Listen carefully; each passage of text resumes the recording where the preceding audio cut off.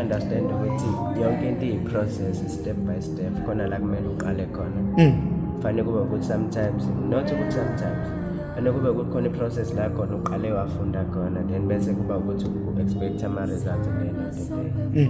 Kufanele ukuthi you cannot just expect ama-results right while i-input noma i-input oyifakayo is not worth lama-results owa-expectayo. So if we expect ama-results are good kule nto esiyenzayo you have to worry more about the input esiyifakayo rather than the output. So maybe right now we should be focusing on putting more input, then the outcome automatically fanele ukuthi as ufunda ukuthi uzobhala fanele kube ukuthi ufunda enough to a point ukuthi ama-results abayilento oyifundile. So namanje kunjalo nge-same thing ukuthi ukuhluka kulento kubaluleke ngani ukufunda uhlobo oluthile lencwadi njengalezi incwadi okwangibalela zona ukuthi ufunde kaRobert Kiyosaki, ufunde ekaJim Rohn, abantu abalandelayo and intsha engangawe abantu engabazi lapho. Ukufunda incwadi ngisho ukuthi-ke kokuqala nje kusiza ingqondo indlela ocabanga ngayo because mawufunda incwadi yomuntu fanele ukuthi you get ingqondo yakhe only you get to find ukuthi wayicabanga kanjani the moment ebhala incwadi. Fanele ukuthi uyaphuma kumhlaba wakho you get to engage emhlabeni wakho ukuthi indlela acabanga ngayo ukuthi i-idea fanele ukuthi ufunda i-character yomuntu, ufunda ukuthi wayobani. Mangabe you are reading a book of a poor man fanele ukuthi ufunda leyo nto leyo. Mawufunda incwadi yomuntu o-rich that is what you are reading. So kokuqala incwadi zisekutheni zishintsha indlela ocabanga ngayo, i-perspective yakho. Fanele ukuthi awubi nomqondo wakho fanele ukuthi all along fanele ukuthi empilweni ufunde kubazali bakho, wafunda nakubantu andukhula nabo. Sometimes fanele ukuthi ngoba sikhule maybe around poverty leyo nto siyifundile. But mawusufunda iy'ncwadi uthola i-perspective yokuthi impilo ayipheleli kwi-poverty nasekusebenzeleni imali until you die. There are also systems and ways where you can just make money work for you. So incwadi iyodwa ikwazi ukushintsha ama-beliefs lezinto ofundile kahle kahle. A book challenges your view about things. Incwadi iyakusiza, iyakukhulisa kokuqala, ikwazi ukukususa from a state of being poor ube rich ungakabi nengcebe ephathekayo. So incwadi isiza lapho. Ungitshela ukuthi uke wenza imali ku-forex, le mali okuyenza ku-forex in as much as ibincane futhi uhola imali ka-NSFAS, wena awuhambanga ayothenga impahla ezibizayo, awufakanga amazinyo esiliva, kodwa uthathe leyo mali ufuna ukuvula ibhizinisi njengamanje. Isho ukuthini lento kuwena, ungathini kontanga yakho kusuka phi kwakhona lokuthi umncane kangaka wena ucabanga kanjani? No, into engingayisho mina kokuqala ukuthi there are different motivations for everyone. Wena wazi situation yakho kokuqala nje, you know where you come from. So for me njengoba esho ubhuti right now yabo ngoba ngikhuluma ngokuthi i-process la ngisuka khona fanele ukuthi ngithi ngikhathazeke kakhulu about putting input then rather than expecting an outcome. So I want to put more work. Fanele ukuthi ezesho ubhuti ukuthi sencane imali engisayenzile yabo, it's not ukuthi manje just no, I see that. So into engiyishoyo mina ukuthi focus more on learning, get a skill yabo, ama-result will come along the way yabo.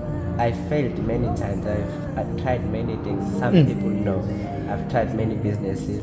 Ngayeka amanye failure. But into enginayo ngithi I'm focusing more on becoming someone, because doing many things ikwenza leyo nto kuba ukuthi doing many things iyakushintsha wena, awu remain nomuntu anduyena. So starting many things, many businesses, you fail along the way.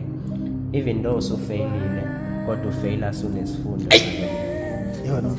So kukanjalo. So I've tried many things namanje I'm still learning.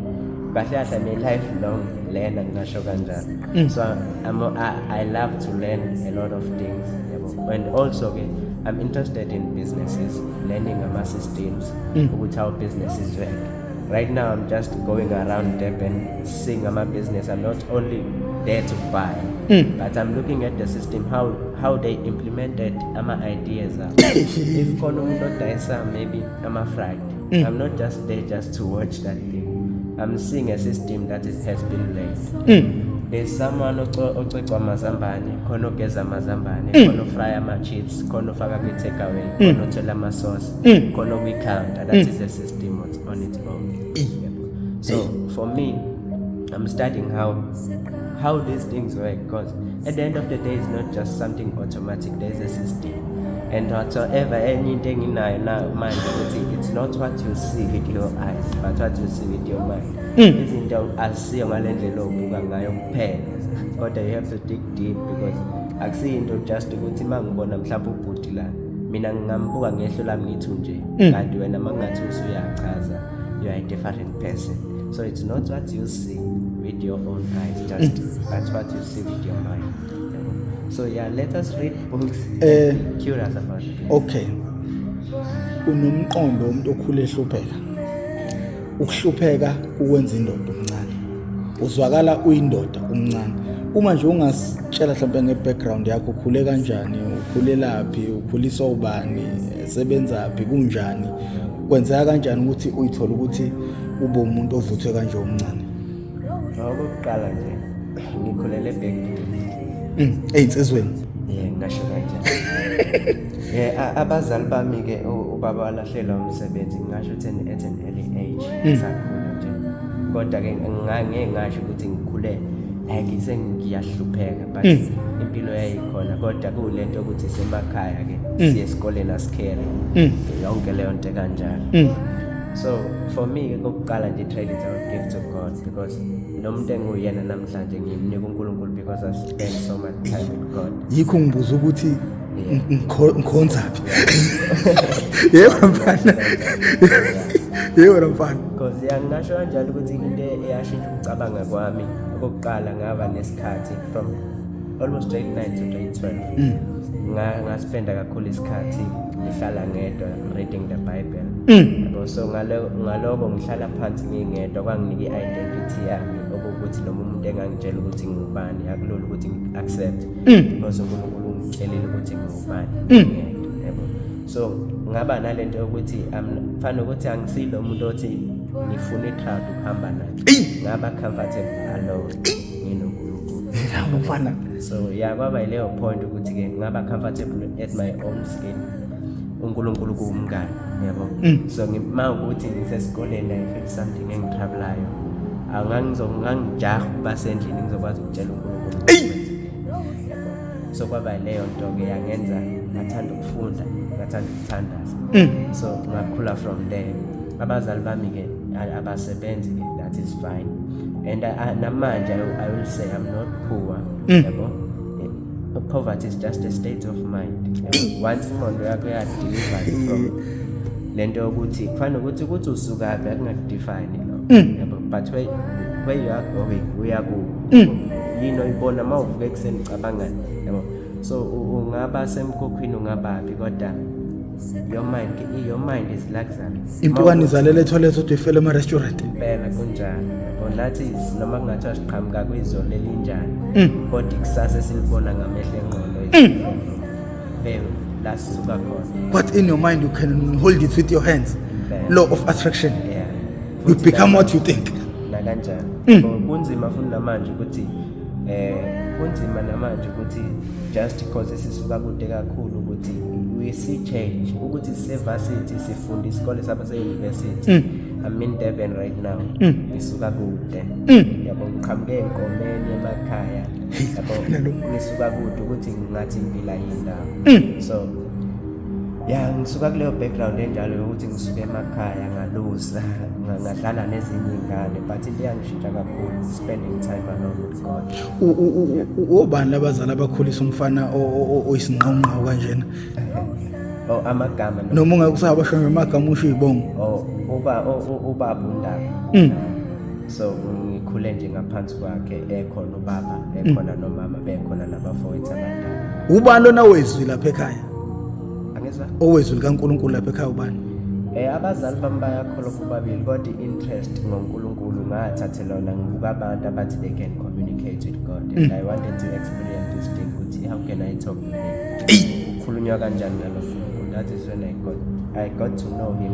Ngamfuna uNkulunkulu ngaphezulu kokuba bona bamfuna. so ngamthola uNkulunkulu ngakwazi ukumchaza ngendlela yami abazali bami bangamchazi ngayo yabo. So find out having your own experience yenza ukuthi noma kungathiwa abantu they choose otherwise today when you will choose to stick with it ngoba i-decision othathe leyo not because bona uthi umfowethu ngilamayo ngangiba ngesikhathi ethatha inkosi wabanjwa isandla sikaNkulunkulu uthi yena wabamba isandla sikaNkulunkulu kodwa uthi manje umehluko khona iyena osebanjwe isandla sikaNkulunkulu yingakho engasobe wabuyela esonweni. And also this is what I wish ukuthi let's get out there emhlabeni ukuthi ukukholwa kuyimpilo, it's just kuyimpilo. Abantu abakholwayo basafana nabantu nje bathi into ehlukile ngabo ukuthi bathatha isinqumo sokulandela loNkulunkulu. And one day I feel kulele bazalwane lento ukuthi if it happens you make mistakes along the way, don't beat yourself down because ngeke ngafunda amanye ama-lines when incwadi ethi sometimes ithina sikufana ukuthi we beat ourselves down more than just anyone else. Sishaya ngaphezulu kokuba abantu besishaya. When we make mistakes sometimes siyahluleka ukuvuka sesingahlulekiswa ukuthi abantu bayasahlulela kodwa sekuyithina sekusemqondweni. Yeah, so ama-mistakes are part of the journey. Make mistakes and learn. Just uma wenza iphutha and short. Mfowethu ngicela ukuphawula nakho nje sesigoqa. Akusiwo busisiwe kodwa abazali bakho babusisiwe mfowethu. Ngizokukhuluma lokho futhi le video izohlala njengomlando. Yabona uma uzoqhubha ngale mindset onayo you are going to be a millionaire. Ngiyakutshela yabona i-mindset yakho angazi ifana kungathi kade kwasubona kungathi umakade kwasebona. Uyakhumbula ukuthi ngitheni kuwena mina ngithe umakade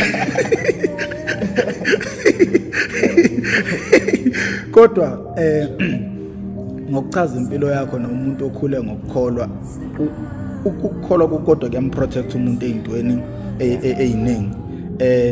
Mina ngoba I'm wild kudala ngithola ngisendaweni lapho endaweni eyirongo ngikuvela lapho ukuthi mina kumakade wasebona ngoba umuntu ongenayo ingane engenayo into eyigayidile ithola iseyindaweni eyirongo. Mawubuka lezi ingane ezigcwele emawungeni, mawubuka lezi ingane eziphuza utshwala, mawubuka lezi ingane ezitholakala zishonile kuthiwa isemaklabhini, abantu labo ababona into ongamele beyibone ngoba bengenayo into ebavikele noma ebaprotectile. We understand leyo nto leyo. So i-protection yakho yokuthi mina ngifuna ukuthi mangiba nenkinga ngisuke nge-straight endlini ngiyothandaza ngiyobikela uNkulunkulu kukodwa lokho kuyakuprotect. Ama-principles akho ayakuprotect. Umuntu ophila ngaphandle kwama-principles u-unprotected engasithola eseyimini eziningi okungafanele ngabe ukuzona ngoba akanayo into eyisisekelo, akanaso isiqo, akukho lapha aboshelwe khona. Yeah, understand leyo nto leyo. Makuthiwa idla lapha eboshelwe khona wena ufana nenkomo edlala iboshelwe khona. Kukancane ukuthi inkomo edlala iboshelwe khona itholakala idla emasimini abantu, ishawa abanikazi bamasimu, yebo zonke lezo zinto lezo. But ukungabi mude nje ngize ngimosha inkulumo yakho mfana wami, ngikufisela okuhle kodwa ngoba kusuzowadibana nami namhlanje. Ngiyabathanda abantu abanjengawe. Awusophinde usuke eduze kwami futhi angisophinde ngisuke eduze kwakho up until ngibe neshow ukuthi uyafulfilla zonke izinto ofisa ukuba izona. Akusho ukuthi mina ngoba ngiyona imillionaire ngeke ngikwazi ukukhanda umuntu abe imillionaire. Hayi ukuthi awusizi uyiyona. Igama ubani ukuze abantu bezokwazi? Usibulelo Ndaba. Usifundo? Usibulelo Ndaba. Unazo inkundla zokuxhumana? Ngingeke ngasho ukuthi nginazo right now and I'm planning on just not being on social media. Yeah. Yabo leyampilo neyamanje. Kana ukuthi sometimes anything I'd like to say mangathi sesiyafana. Yeah. Yabo internet is good, social media is good. Yeah. But sometimes the internet inamandla ukupressurize ukuthi la ukhona akwanele. Ekwenze be uncomfortable. Yeah. So ma ukukhona into sayizama usaqala nani ya learning. Maybe we went to forex, maybe wenzani e-commerce, dropshipping and stuff. follow someone owazi ukuthi mhlambe uzokufundisa something.